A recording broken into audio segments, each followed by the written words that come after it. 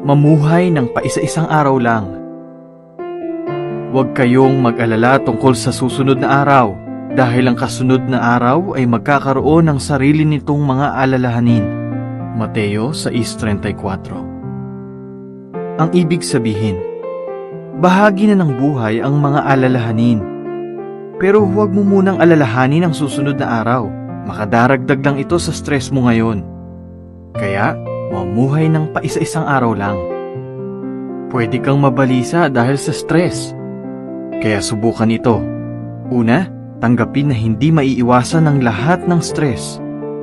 Kaya ang pag-aalala sa mga bagay na hindi naman maiiwasan ay makadaragdag lang sa stress mo. Ikalawa, hindi naman laging nangyayari ang mga bagay na ikinakatakot natin. Maging makatwiran sa inaasahan mo. Ang karunungan mula sa itaas ay makatwiran. Santiago 3:17. Ang ibig sabihin, huwag maging perfectionist. Iwasang maging di makatotohanan sa inaasahan mo sa sarili mo o sa iba. Alamin ang limitasyon mo at ng ibang tao at maging makatwiran sa inaasahan mo. Kapag ginawa mo ito, mababawasan ang stress mo at ng iba. At baka maging mas maganda pa ang resulta ng ginagawa ninyo. Maging masayahin din.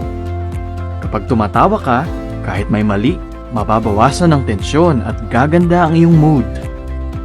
Alamin kung ano ang nakakapagpa-stress sa iyo. Ang may kaunawaan ay nananatiling kalmado. Kawikaan 17:27. Ang ibig sabihin, hindi ka makakapag-isip ng maayos kapag negatibo ka. Kaya relax ka lang. Alamin ang nagpapastress sa iyo at tignan ang reaksyon mo. Halimbawa, kapag nai-stress ka, pwede mong isulat ang mga naiisip mo, nadarama mo, at ang ginagawa mo.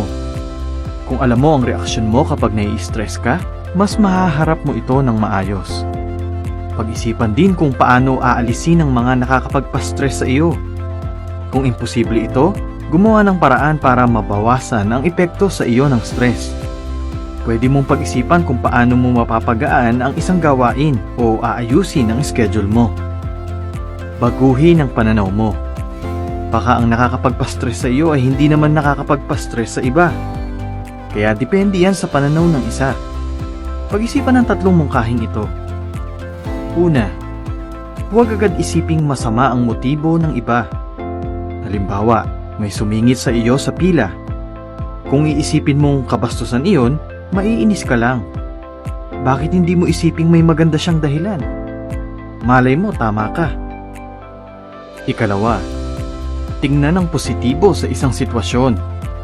Kung matagal kang maghihintay, halimbawa sa doktor o sa airport, mababawasan ang stress mo kung magbabasa ka o gagawin ang ilang trabaho mo habang naghihintay. Ikatlo, lawakan ang pananaw mo. Tanungin ang sarili, mas lalala kaya ang problemang ito bukas o sa susunod na linggo? Alamin kung ang problema ay simple at pansamantala lang o kung magiging malaking problema ito sa hinaharap. Sikaping maging maayos. Mangyari nawa ang lahat ng bagay ng disente at maayos. Unang Korinto 14:40.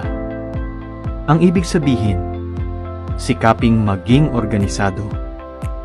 Gusto nating maging organisado sa mga bagay-bagay. Pero kung magpapaliban ka, madaragdagan ang stress mo at baka humaba lang ang listahan ng mga gawaing hindi mo natatapos. Maging balanse. Mas mabuti ang sandakot na pahinga kaysa sa 2 dakot ng pagpapakapagod at paghahabol sa hangin. Ecclesiastes 4:6. Ang ibig sabihin, kapag subsub ka sa trabaho, baka hindi ka na masyahan sa resulta ng pagpapakapagod mo. Baka wala ka ng natitirang panahon at lakas para ma-enjoy ang mga pinagpaguran mo. Magkaroon ng balansing pananaw sa pera at trabaho. Hindi dahil marami kang pera, magiging mas masaya ka na o mababawasan na ang stress mo. Ang totoo, baka kabaligtaran pa nga. Ang mayaman ay hindi pinatutulog ng kanyang kasaganaan, ang sabi ng Ecclesiastes 5:12. Kaya sikaping mamuhay ayon sa iyong kakayahan. Mag-relax. Nababawasan ang stress mo kapag ginagawa mo ang mga bagay na nagpapasaya sa iyo. Alagaan ang sarili. May pakinabang sa pag-iihersisyo. Unang Timoteo 4:8, talababa. Ang ibig sabihin, ang regular na pag-iihersisyo ay nagpapaganda ng kalusugan.